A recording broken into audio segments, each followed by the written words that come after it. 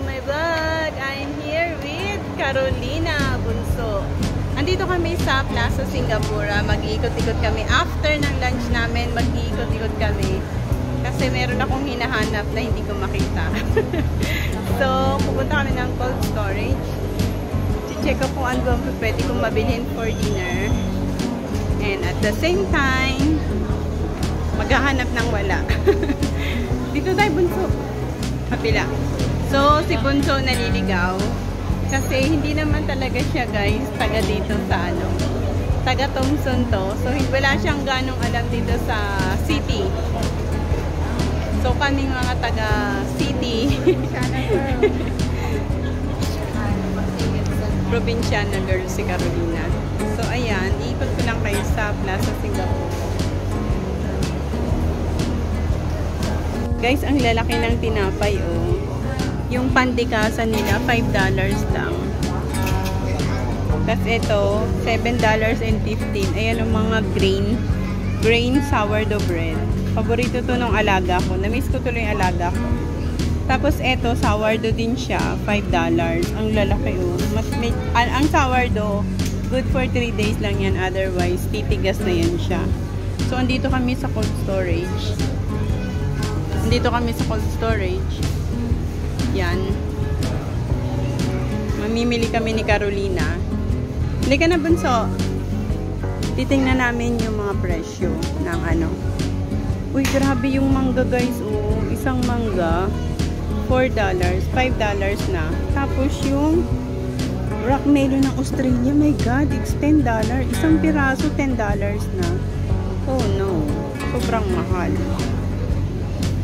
Ngayon lang, oh, meron palang pink na ano, na potato. Ayan, carrots. Potato, andun yung purple na carrots. Oh, ngayon nga lang ako nakita ng purple na carrots. Ito naman, pink na potato. White na potato. Oh, hindi. Very common na yan. Yung mga, ano, yung mga, Yellow si potato. minsan ko lang makita is, yun ang ano. Grabe ang mahal, no? Sobrang mahal ng presyo ngayon, guys. Ang laki ng itinaas. Ito naman, guys, yung ano, cauliflower. Oh, color cauliflower, $9.50. So, roughly nasa 10 na siya. Purple din. Tapos, ayan, oh, purple. Meron palang purple na cauliflower, guys. This is the first time na makakita ko ng purple cauliflower tsaka yellow cauliflower. Usually, ito lang na color na cauliflower na nakikita ko. Pero, oh, kaya kailangan talaga namimili tayo para ano eh, nakikita natin yung mga pricing, nakikita natin iba't ibang klase ng gulay. Tapos, ano naman to? Cauliflower din. Ay, bulaklak ng cauliflower? Oh. Tawag pala dito is cauli blossom. So, iba pa to sa ano? Sa cauliflower. Ano namang luto dyan? Cauliflower pa rin to, pero iba naman. Bulaklak na. Blossom na din. Okay. Sabi ni Carol, okay, fine. Tapos, ito naman yung broccolini. Kung merong cauliflower, ito naman, broccolini naman. Galing, no? Ignorante lang, guys. Sorry, guys, ignorante lang sa mga gulay-gulay. Guys, may nakita ako, kohlrabi.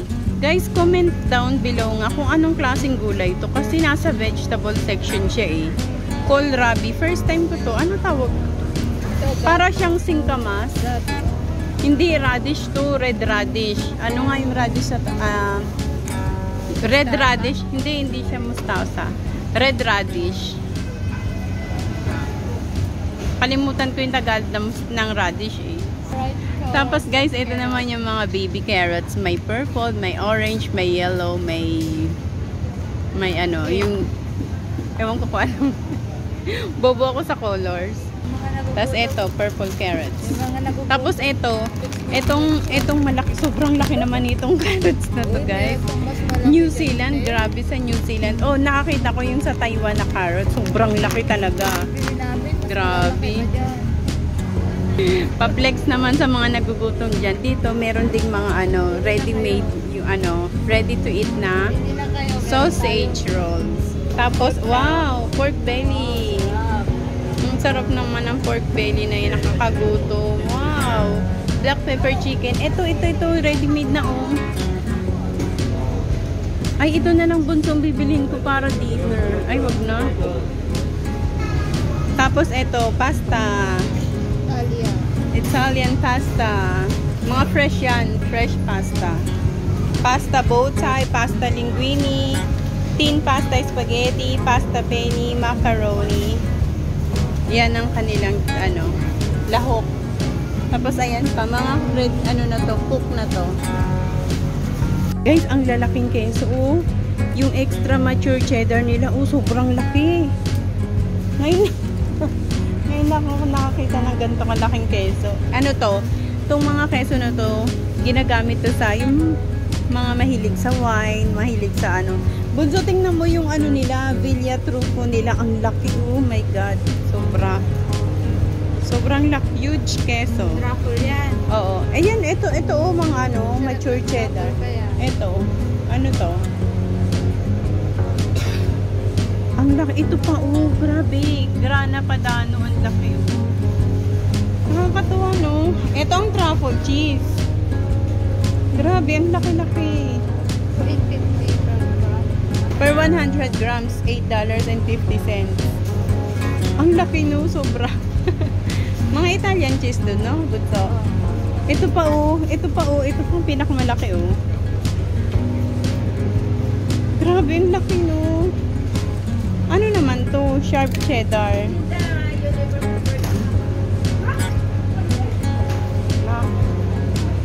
Ang lalaking cheese, guys, oh.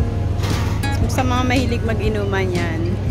Ito pa yung ano, parmesan cheese. May mga Korean dito sa ano to? Kalguksu? Korean ano to? Dumplings? Noodles? Ah, yan ang mga niluluto mo. Masarap yan, bunso.